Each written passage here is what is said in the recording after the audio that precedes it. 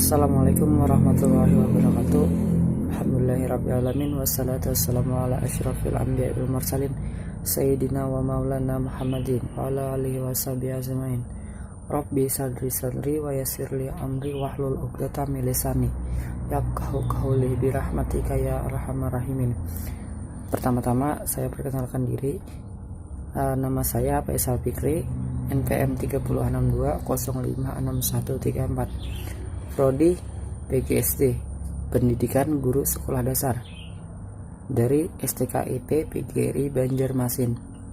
Di sini saya akan menyelesaikan tugas atau melaksanakan tugas dari mata kuliah Bahasa Indonesia Keilmuan yang dosen pengampunya adalah Ibu Hajah Rafiah MPD.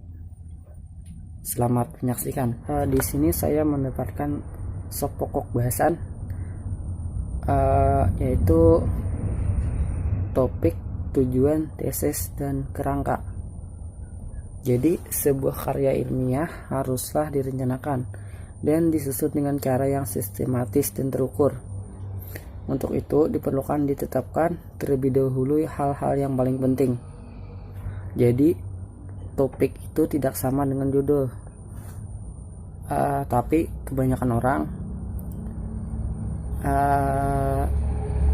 mengartikan topik itu sama dengan judul, padahal itu berbeda.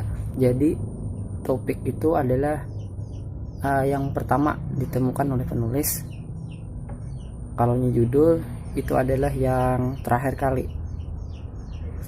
dari pembuatan sang penulis itu. Dalam memilih topik perlu kita pertimbangkan beberapa hal, yaitu harus menarik perhatian penulis, 2. diketahui atau dikuasai oleh penulis, 3. harus sempit dan terbatas, 4.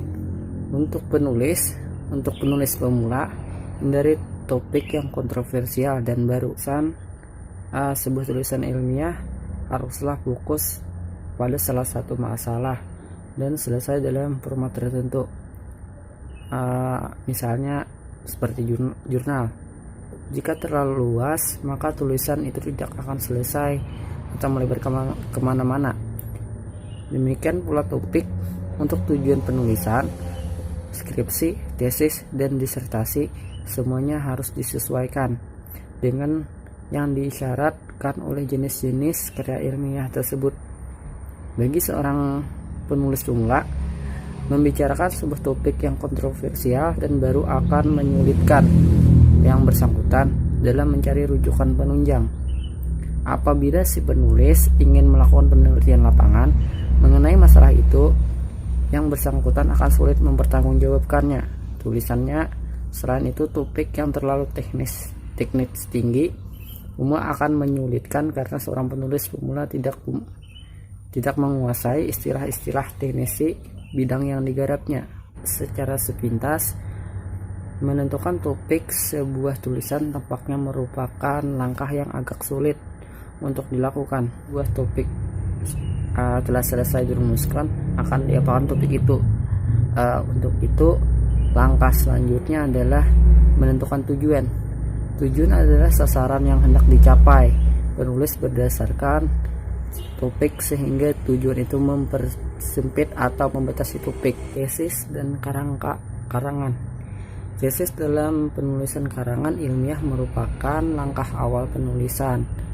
Tesis dibentuk berdasarkan topik dan tujuan. Perlu diketahui dulu topik dan tujuan, barulah dirumuskan tesis karangan. Topik adalah pokok masalah yang akan dibahas dalam karangan ilmiah. Tanpa mengetahui pokok masalah yang akan dibicarakan penulis, tidak dapat mengetahui pokok serta sasaran apa yang akan dicapai dalam penulisan. Dalam penulisan karangan ilmiah, penulis tidak langsung menulis setelah mengetahui tesis karangannya, tetapi harus menata pokok-pokok bahasan itu ke dalam karangan, ke dalam kerangka karangan maksudnya. Jadi kerangka karangan itu adalah suatu rencana kerja ilmiah yang teratur untuk mendeskripsikan penyusunan pokok-pokok bahasan ke dalam bab dan subbab dengan menampilkan acuan. Kerangka karangan mempunyai fungsi sebagai berikut. Tidak mengulah ide sampai 2 kali. 2. Menciptakan klimaks yang berbeda setiap bab sehingga ada variasi dalam penyajian materi karangan. 3. Mengingatkan penulis pada sebagai sumber rujukan dan bahan. 4. Membaca ulang karangan yang sudah selesai dapat menciptakan kembali reproduksi yang sama dari pembaca. 5. Dapat dilihat dengan jelas wujud, ide, nilai umum, dan spesifikasi karangan. 6.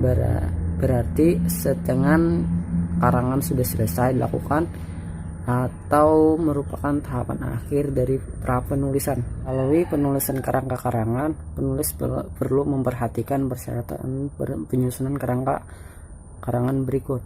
1. Tesis sudah jelas dan benar. 2. Data primer dan data sekunder sudah terkumpul, dibaca atau dikutip dalam catatan. 3. Tiap unit dalam kerangka karangan mempunyai satu gagasan. 4. Pokok-pokok karangan disusun secara logis. 5. Pilihlah pola karangan dengan yang diterapkan. 6. Pola logis yang digunakan. 7. Pasangan simbol disusun secara taat asas dengan menggunakan sistem. Mungkin itu saja dari saya. Salah hilaf saya mohon maaf. Saya akhiri. Wassalamualaikum warahmatullahi wabarakatuh.